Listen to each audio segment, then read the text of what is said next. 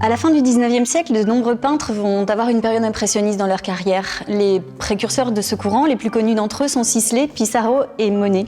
Le Parlement de Londres est un bel exemple de cette manière révolutionnaire de peindre et du travail de Monet sur la lumière et les variations atmosphériques.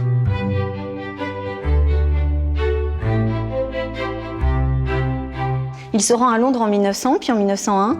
Il est émerveillé par la capitale londonienne, il est fasciné par le fameux frog londonien.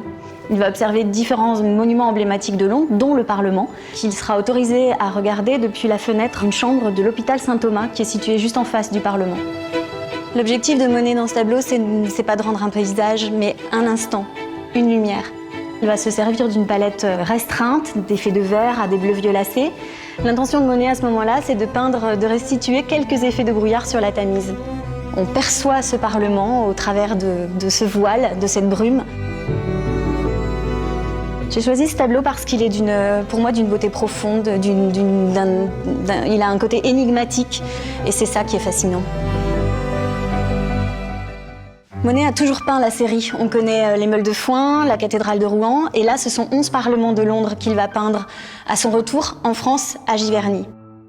Les 11 parlements sont tous du même format. Ils sont désormais tous conservés dans des collections privées et publiques au travers du monde. Et nous sommes très heureux de posséder un de ces instantanés londoniens dans notre collection.